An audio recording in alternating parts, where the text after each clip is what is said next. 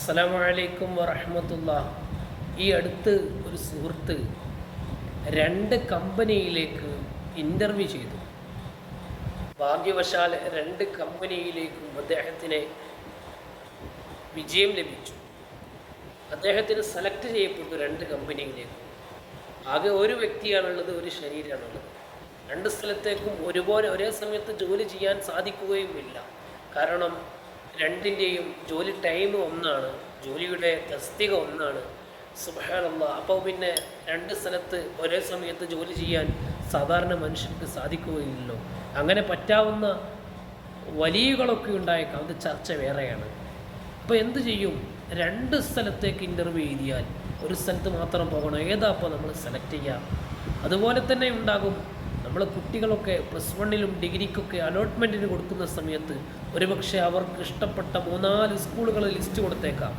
കൂടുതൽ മാർക്ക് പരിഗണിച്ചിട്ട് 1-2 സ്കൂളുകളുടെ പേരിൽ ലിസ്റ്റിലും അവർ ഉൾപ്പെടും.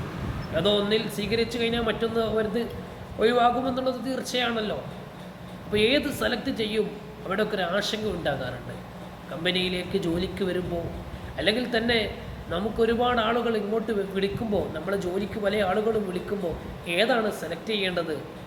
ഇനി കുറേ നന്മകൾ നമുക്ക് ചെയ്യാനുണ്ട്. അവിടെ നമ്മൾ ഏത് സെലക്ട് ചെയ്യണം?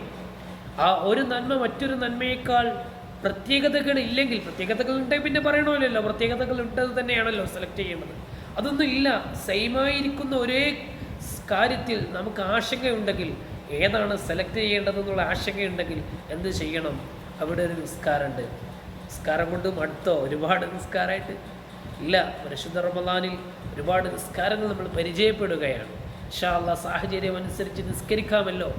ഇസ്തിഖാറത്തിൻ്റെ നിസ്കാരം, നന്മയെ ഏതാണോ ഭാഗ്യമുള്ളത്, ഏതാണോ നന്മയുള്ളത് അതിനെ തേടുന്ന നിസ്കാരം എന്നാണ് ഇസ്തിഖാറത്തിൻ്റെ നിസ്കാരം എന്നതുകൊണ്ട് ഉദ്ദേശിക്കുന്നത്. ഇസ്തിഖാറത്തിൻ്റെ നിസ്കാരം 2 റക്അത്താണ്. നന്മ ഉദ്ദേശിച്ച് പ്രവർത്തിക്കുന്ന ഒരു വ്യക്തി ഏതായിരിക്കും സെലക്ട് ചെയ്യേണ്ടത് എന്നുള്ളൊരു ആശങ്കപ്പെടുമ്പോൾ ഏതെങ്കിലും ഒന്ന് സെലക്ട് ചെയ്യാൻ വേണ്ടിയാണ് 2 റക്അത്ത് നിസ്കാരം. ആ 2 റക്അത്ത് നിസ്കാരത്തിൽ ഓതേണ്ട സൂറത്തുകൾ, അധിക 2 റക്അത്ത് സുന്നത്ത് നിസ്കാരത്തിൽ ഓതേണ്ട സൂറത്തുകൾ തന്നെയാണ് സൂറത്തുൽ കാഫിറൂനയും ഇഖ്ലാസുമാണ്. ഇത് ഓതി കഴിഞ്ഞിട്ട് ഒരു ദുആ ഞാൻ പറഞ്ഞു തരാം. അത് സ്ക്രീനിൽ നിങ്ങൾക്ക് കാണാം. അല്ലാഹുമ്മ ഇന്നി അസ്തഖീറുക ബിഇൽമിക വസ്തഖ്ദിറുക ബിഖുദ്റതിക വഅസ്അലുക മിൻ ഫളിലിക്കൽ അളീം ഫഇന്നക തഖ്ദീറു വലാ അഖ്ദിറു വതഅലമു വലാ അലമു വഅൻത അല്ലാമുൽ ഗുയൂബ്.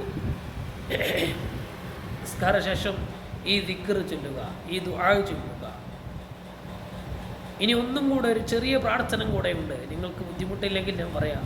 അല്ലാഹുമ്മ ഇൻ കുൻത തഅലമു അന്ന ഹാദൽ അംറ ഖൈറുൻ ലീ ഫീ ദീനി വദുനിയായ വമആശി വആഖിബതി അംരി വആജിലിഹി വആജിലിഹി ഫഖ്ദിർഹു ലീ അല്ലാഹുമ്മ വയസ്സിർഹു ലീ സുമ്മ ബാരിക് ലീ ഫീഹി വഇൻ കുൻത തഅലമു അന്ന ഹാദൽ അംറ ശർറുൻ ലീ ഫീ ദീനി വദുനിയായ വമആശി വആഖിബതി അംരി വആജിലിഹി വആജിലിഹി ഫസ്രിഫ്ഹു അന്നി വസ്രിഫ്നി അൻഹു വഖ്ദിർ ലീ അൽ ഖൈറ ഹൈസു കാന സുമ്മ റല്ലിനി ബിഹി.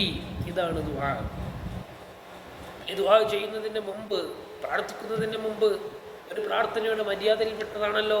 പ്രാർത്ഥിക്കുമ്പോൾ സ്വലാത്ത് ചൊല്ലുക, ഹംദ് ചൊല്ലുക എന്നൊക്കെ, അതൊക്കെ ഇതിൽപ്പെട്ടതാണ്. ഖിബലയിലേക്ക് മുന്നിട്ട് തിരിയുക, ഇതൊക്കെ പ്രാർത്ഥനയിൽ വേണ്ടതുമാണ്. ഈ ദുആ എല്ലാവർക്കും പഠിച്ചു വെക്കാൻ കഴിയുകയില്ല. എന്നാൽ പിന്നെ നമുക്ക് നിസ്കാരത്തിന് ശേഷം ഈ ചെറിയൊരു ദുആ നിർവഹിക്കാം. അല്ലാഹുമ്മ ഇന്നി അസ്തഖീറുക ബിഇൽമിക വസ്തഖ്ദിറുക ബിഖുദ്റതിക വഅസ്അലുക മിൻ ഫളിലിക്കൽ അളീം ഫഇന്നക തഖ്ദീറു വലാ അഖ്ദിറു വതഅലമു വലാ അലമു വഅൻത അല്ലാമുൽ ഗുയൂബ്. ഈ ദുആ പഠിച്ചു വെച്ചൂടെ? നീ പഠിച്ചു വെക്കുന്നില്ല, നോക്കിയിട്ടാണെങ്കിലും 2 പ്രാർത്ഥനയും നിർവഹിക്കാലോ. ഇൻഷാ അല്ലാഹ് സ്ക്രീനിൽ നിങ്ങൾക്ക് കാണാം. അല്ലാഹു സുബ്ഹാനഹു വ തആല നന്മയിലേക്ക് നമ്മെ അടുപ്പിക്കുമാറാവട്ടെ, ഷർറ് തട്ടി നീക്കുമാറാവട്ടെ. അസ്സലാമു അലൈക്കും വറഹ്മത്തുള്ളാഹി വബറകാതുഹു.